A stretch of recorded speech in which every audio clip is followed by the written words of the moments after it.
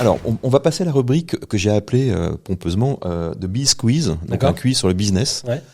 L'idée, c'est de tester tes connaissances sur le business. Alors, pas de souci, hein, c'est vraiment pour se faire plaisir et puis, D'accord, on va puis pour aborder quelques sujets aussi.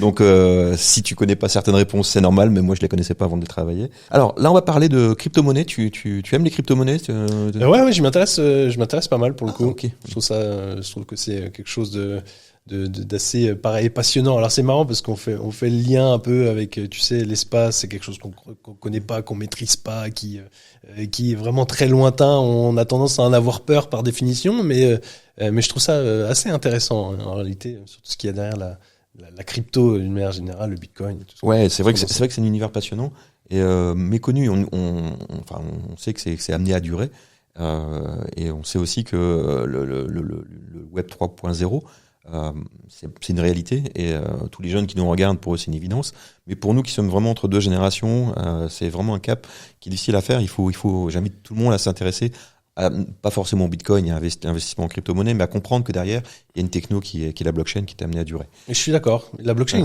ça existe depuis pas mal de temps en réalité, parce que la blockchain, on en parle depuis 2009, depuis la création du Bitcoin en 2009. En 2009. Rien, c'est pas jeune, hein. Je veux dire, c'est jeune. C'est jeune, pardon, c'est pas vieux. Excuse-moi, effectivement. Tu vois, mais oui, mine de rien, c'est pas vieux et en fait, c'est bien de s'y intéresser. Je suis d'accord avec toi. Alors on va tester tes connaissances, mais c'est pas vraiment sur la crypto, mais quelle marque ou entité accepte d'être payée en Bitcoin? Alors je te donne 3 possibilités: l'UNICEF, Volvo ou le Paris Saint-Germain, le PSG, le club de foot.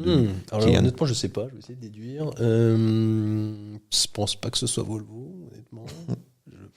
Tesla, une marque concurrente, mais c'est Elon Musk qui a accepté d'être payé en Bitcoin. PSG, pourquoi pas. UNICEF aussi, UNICEF ou PSG, dis-moi, je sais pas. C'est l'UNICEF, ouais. D'accord. Qui s'occupe de l'association caritative bien connue qui s'occupe des enfants. Ouais, ils acceptent en Bitcoin, et aussi parce que justement c'est international sens, et ouais, c'est assez étonnant. Et depuis plusieurs années, ouais. Alors dernière question, toujours sur la France. En quelle année a été créée la Fnac? 1968, 1954 ou 1979?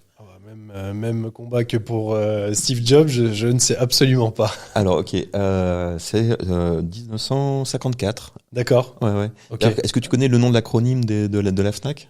Non plus. Ouais, on serait qu'on dit ça, mais ça veut dire... Je connais la Fnac, moi je... Tu vas voir que quand on remonte à 1954, c'est la Fédération nationale des acheteurs. D'accord, ok. Ouais, tu sais, intéressant, tu vois. Souvent, on connaît pas les noms derrière les acronymes, mais finalement, quand on dit Fédération nationale des acheteurs, ça fait vieux machin. Je suis pas étonné que ce soit 54. C'est comme le sopalin, tu sais, on utilise le mot sopalin pour tout type de papier qu'on utilise à la cuisine. Ouais. Est-ce que tu connais l'origine du mot sopalin? Non plus. Moi, je suis un fan de mots, donc j'adore tout ce qui est jeu de mots et mots. Je lis énormément de bouquins là-dessus. J'ai découvert assez récemment que ça venait d'une entreprise qui avait créé le concept et ça s'appelait la Société du papier linge.